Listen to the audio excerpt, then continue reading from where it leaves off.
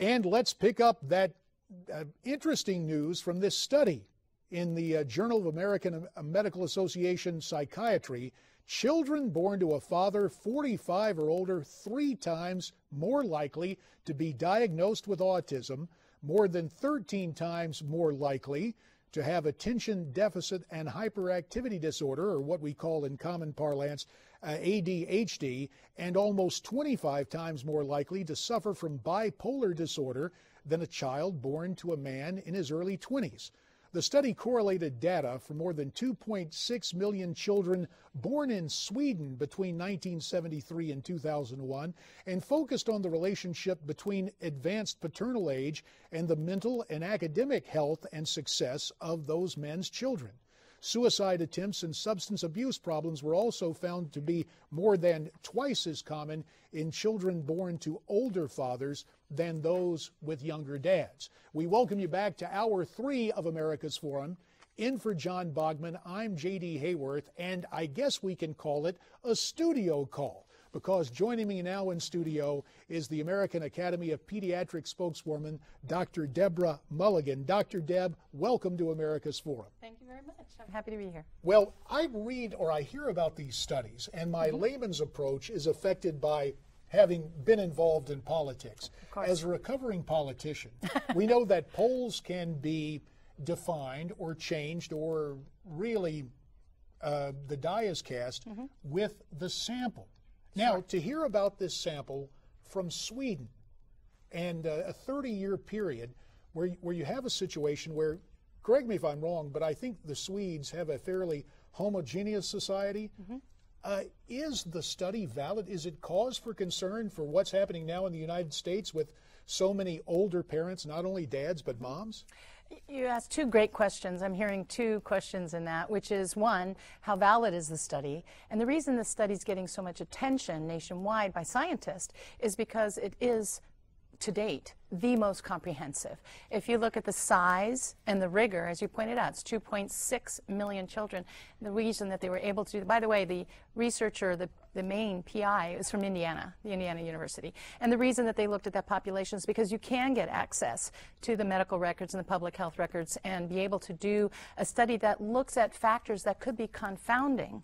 And therefore, again, it's a sentinel moment. All the other studies prior had confounding factors. Is it the mother's age? Is it that the children were spaced too close together? This looked at eliminating all those variables so that you could look closely at the age of the sperm based on an older father. So, does this mean now that for men there is a biological clock? Well, we know there's a biological clock in men. This is just the first time it's actually been verified scientifically. But of course, people think of women because we are born with a certain set of eggs. And what happens with the men is they're able to replenish the sperm cell on a periodic basis. And when that cell is replicated, just like any other cell in your body, over the course of time, there's going to be an inherent random error. Well, when it accumulates over time, that leads to what's known as a de novo genetic mutation. And that's why the sperm in the older male, as opposed to the 20 to 26-year-old, is going to be at higher risk of having children with autism, ADHD, and the other disorders you mentioned. So again, the advanced age leads to a chance of advanced mutations in the sperm. But let's put that into translation, into application here in the United States, as you were also asking, which is right now in the United States, what we know, depending on where you're living, the penetration or the possibility of having a child with autism, for example, is 0.5 to 1.5% of the population. Very, very small numbers. If we take that and we look at what the information was from this study, by way of example, if you're 20 to 26 in the United States, the chance of having a child diagnosed with autism is 1 in 300.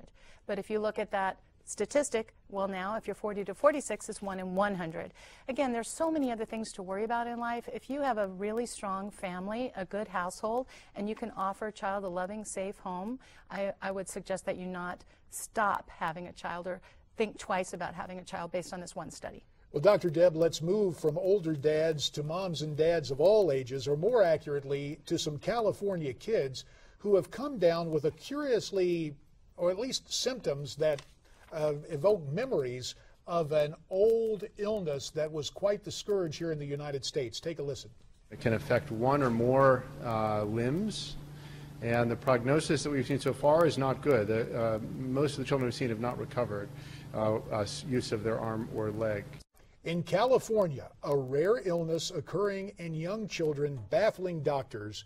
As many as 25 children have developed the mysterious polio-like illness that paralyzes limbs. Some of the children first had symptoms of a cold, but health experts still don't know if the illness is caused by a virus or something else. All of the children confirmed with the illness were vaccinated against polio and tested negative. Dr. Deb, when I first heard this study, I thought, now wait a minute, there's been such reluctance and a growing group of parents. You mentioned autism, for example. Yes. A lot of parents who say, wait a minute, immunizations, vaccinations put my child at higher risk for autism. Is any of this situation coming about by a reluctance for parents to vaccinate or immunize their kids? Well, that's an excellent question. In this instance, there isn't a vaccine against this particular enterovirus. But the good news is people do take immunizations. The majority of families take immunizations seriously, and we have eradicated polio from the United States. There's not been one reported case in 30 years.